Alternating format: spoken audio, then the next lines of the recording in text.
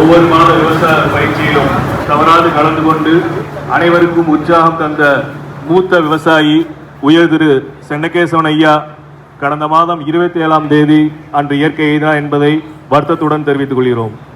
இன்று அவருக்கு அஞ்சலி செலுத்த கௌரவிக்க எங்கள் நிறுவனம் அஞ்சலி செலுத்த கடமைப்பட்டுள்ளது. அவர் நம்முடன் உரையாற்றிய சிறு நினைவு துளியை பகிர்ந்து அவரை நினைவு கூர்ந்து அனைவரும் ஒரு நிமிடம் எழுந்து நின்று மௌன அஞ்சலி செலுத்துமாறு கேட்டுக்கொள்கிறோம்.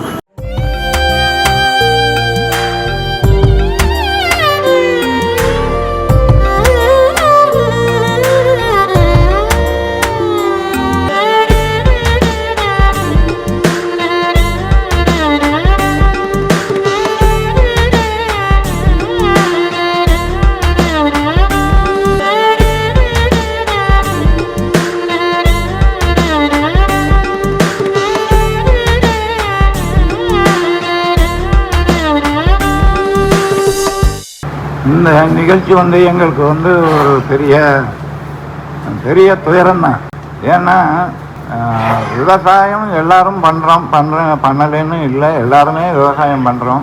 ஆனால் விவசாயம் தனக்கு தெரிஞ்சாலும் தெரியாமல் போனாலும் மற்றவர்களுக்காக ஒரு விழிப்புணர்ச்சியை ஏற்படுத்தி கொடுக்குற யாராக இருந்தாலும் கூடமும் அவங்கள வாழ்த்தணும், அவங்கள போற்றணும். அந்த வகையில் நான் ஆந்திராவிலேருந்து 2 வருஷத்துக்கு முன்னாடி இங்கே வந்ததுக்கப்புறம் சென்னகேசவன் அப்படிங்கிற ஒருத்தர் எங்கள் இதுக்கு வந்திருந்தார். நான் அவரை முன்னாடி பார்த்துருக்கேன். கிட்டத்தட்ட 40-45 வருஷம் ஆகிப்போச்சு அவரை பார்க்கல. நான் அவர் வந்ததுக்கப்புறம் என் பேர் சென்னகேசவன் சொன்னதுக்கப்புறம் திடீர்னு எனக்கு எந்த விதமான எதுவும் வரலை. கொஞ்சம் டைம் ஆனதுக்கப்புறம் புரிஞ்சுக்கிட்டேன் பல நாள் தான் அப்படின்ட்டு. அன்னையிலிருந்து இன்னைக்கு வரைக்கும் எங்களோடையே பயணித்து திடீர்னு காலமானது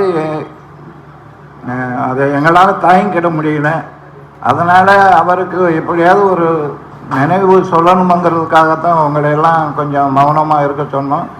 நீங்கள் மௌனமாக இருந்ததுக்கு உங்களுக்கு எல்லாருக்கும் எங்களுடைய நிறுவனத்தின் சார்பாக நன்றியை தெரிவிச்சுக்கிடுறேன். விவசாயம் 3 தலைமுறைக்கு மேலே விவசாயம் பண்ணிகிட்டு இருந்தேன் எங்கள் அப்பா கூட. நான் விவசாயம் பண்ணணும் அப்படிங்கிற ஒரு ஐடியாலஜி ஃபஸ்ட்டே க்ரியேட் ஆகலை.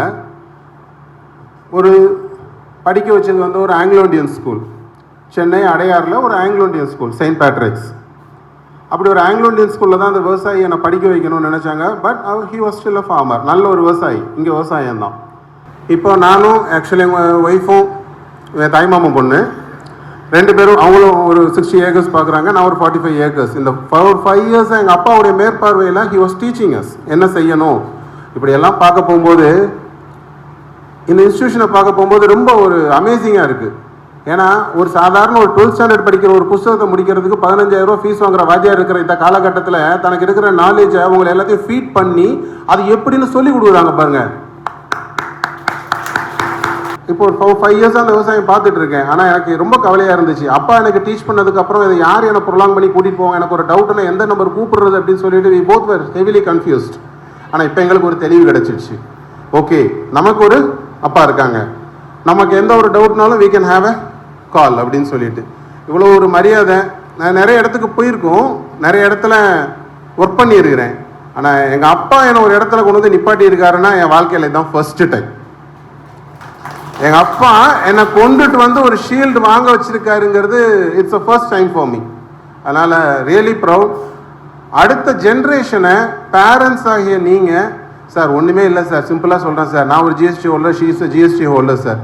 நாங்கள் 2 பேரும் என்ன வாங்கணும், அது எவ்வளோக்கு விற்கணும், அது எவ்வளோக்கு நாங்கள் டேக்ஸ் கட்டணும், நாங்கள் எவ்வளோ அதில் கையில் இருப்பு வச்சுருக்கணும்னு சொல்லியே கவர்மெண்ட் தான் சார் சொல்லுது.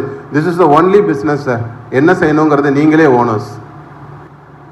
இன்னும் வரக்கூடிய ஜென்ரேஷனை தயவு செஞ்சு இதோட இம்பார்ட்டன்ஸ், இந்த மாதிரி அட்மாஸ்பியர், இந்த மாதிரி இடத்துக்கு கூட்டிகிட்டு இதோட இம்பார்ட்டன்ஸை உணர்த்தினீங்கன்னா எங்களை மாதிரி லேக்ஸ் அண்ட் லேக்ஸ் கொடுத்து படிச்சுட்டு இந்த வாழ்க்கையை நகட்டுறதை விட இவங்கள்ட்ட படிச்சுட்டு வாழ்க்கையை எவ்வளவோ நல்லா நகட்டிட்டு போயிருக்கலாம். Anyway, thank you sir, thank you.